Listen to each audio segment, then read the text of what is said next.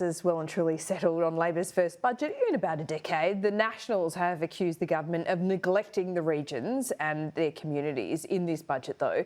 It says it goes as far as creating them as second-class citizens after a raft of regional projects were scrapped and large amounts of dedicated funding axed. Joining me live now is the Deputy Nationals leader, Perin Davey. Perin, good to see you. Projects were scrapped. Does that really create the bush as a second-class citizen? Well, some of these projects, we're not just talking about what Labor likes to call waste and rorts and we call actually essential infrastructure like roads and telecommunications infrastructure, but these were also community projects like the Burke Childcare Centre and other really fundamental projects, medical training hubs for nurses and allied health professionals. So this is about, you know, if you can go to a medical school in Sydney, why can't you go to a medical school in the bush or a training hub? Why can't the people of Burke have a childcare centre just like the people of Parramatta can? So by ripping out this funding and by telling those organisations that have put so much time and effort into their funding applications, no, not good enough, but we might develop a new regional grants program. Right. Sometime in the future with no funding allocated. It's actually just treating the regions with utter disrespect. Would a grants system, a new grants system, be more transparent and perhaps a better way to spend money though?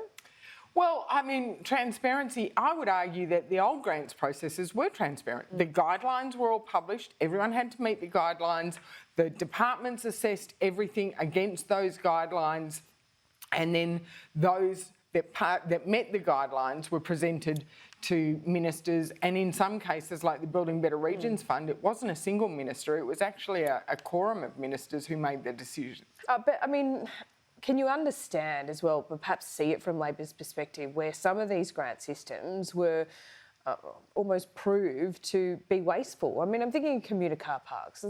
You accept that that's not, I know this is not regions, but you accept that some of these projects under the previous government were just not a good use of spending taxpayer funds. Well, I would argue that governments over time, even if you look at Anthony Albanese's own record, when he was Infrastructure Minister, the ANAO did a report on one of his grants programs and it was quoted in The Australian. Someone actually wrote, one of the columnists wrote that the Labor Party have now lost their virginity when it comes to rorts. So there is a common practice. What I would say is all of the regional programs that the Nationals fought hard for and got funded were legitimate projects that actually allowed for communities that population-wise, they don't pass the cost-benefit ratio test that Infrastructure Australia provides, but community benefit-wise, absolutely, for every dollar invested in those regional communities, you get a better return from the community. Is there a correlation here where Labor didn't win those seats and so they don't have representatives there, so they don't matter?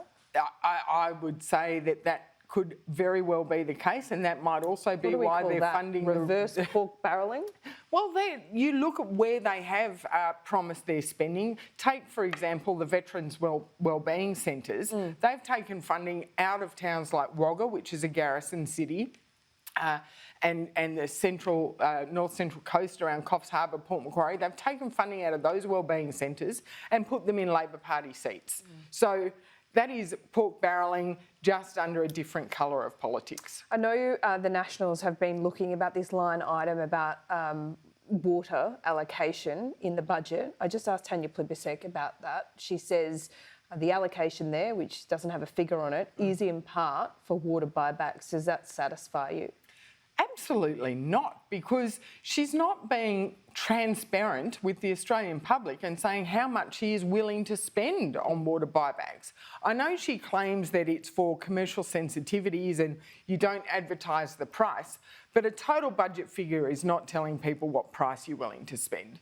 And the reality is, just by flagging their intention to go into buybacks, they are already distorting the market. I have already had calls from water brokers saying my listings of permanent water have been taken off the market to wait until the government comes in because people think they're going to get paid more. So it's already having a market impact. And I don't know who she's been talking to when she's out in the regions. But when I'm out in the regions and I talk to local councils and business chambers, they're telling me buybacks are not about farmers. Buybacks are terrible for the communities. So this is why the Nationals fought so hard against buybacks and looked at other ways to get water recovery and to get environmental outcomes, so we didn't rip the guts out of regional Australia, increasing the hip pocket pain.